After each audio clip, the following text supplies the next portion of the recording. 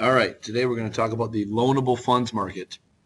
The loanable funds market is the market where savers go to save their money in a bank and borrowers go to borrow.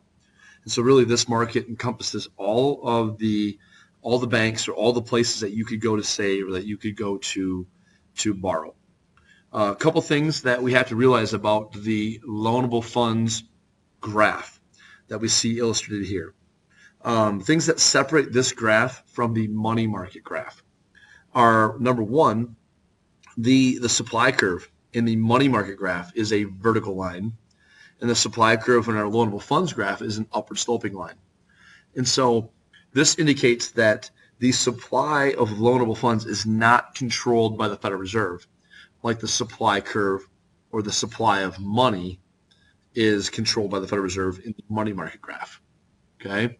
So the supply curve will always be an upward sloping line in our loanable funds graph. And the other difference or main difference is that the interest rate that we use in the loanable funds graph is the real interest rate. And the reason for this is if you went back to our Unit 2 notes, you would find that inflation has an impact on saving and borrowing. And this is the market for savers and borrowers. So by using the real interest rate on this graph, we are acknowledging that savers and borrowers have to take into consideration the inflation rate when making saving and borrowing decisions. Therefore, we use the real interest rate to acknowledge that inflation does influence these decisions. Okay. Now we're going to break down the graph by looking at each curve.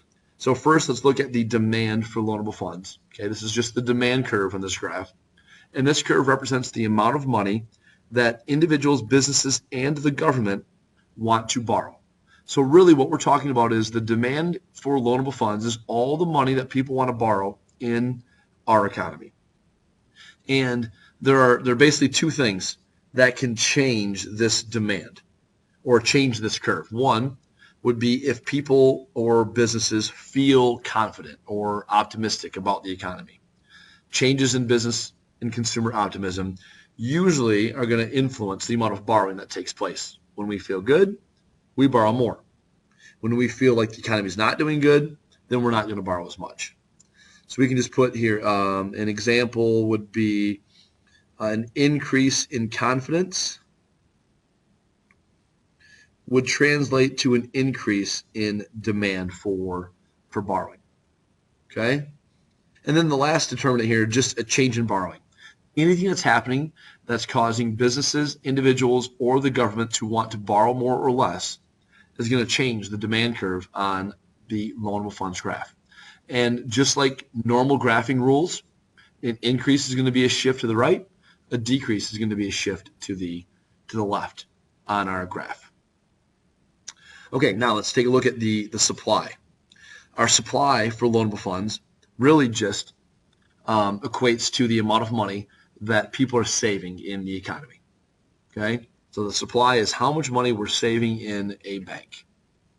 And things that can change that supply curve would be any situation that would cause people to save more or save less, or if there's a change in what we call capital flows between two countries, and that's really just when money is flowing from one country to another. So we can add that on here. We'll put the flow of money between countries.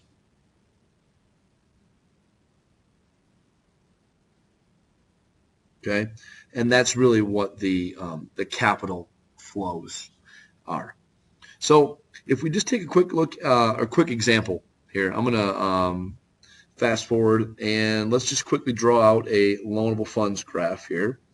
We know that we've got our demand curve that always is downward sloping, and our supply curve is always upward sloping. We find our equilibrium, it's the quantity of money and the real interest rate.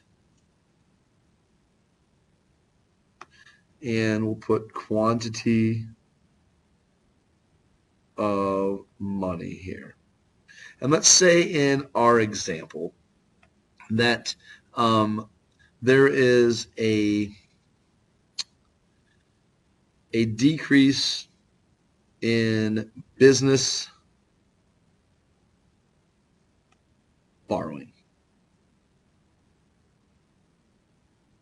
So for some reason, businesses don't want to borrow as much money. Okay, either it could be a drop in confidence, there could be other reasons why, but we're seeing a trend that business borrowing is falling. So I'm going to go to my loanable funds graph, and I'm going to shift my demand curve to the left to show that less money is going to be demanded, or people are going to want to borrow less in our economy. And that shift shows me that there will be a decrease in the interest rate in the economy because of this lack of borrowing that is taking place. And that's just one main example of how we use this loanable funds graph.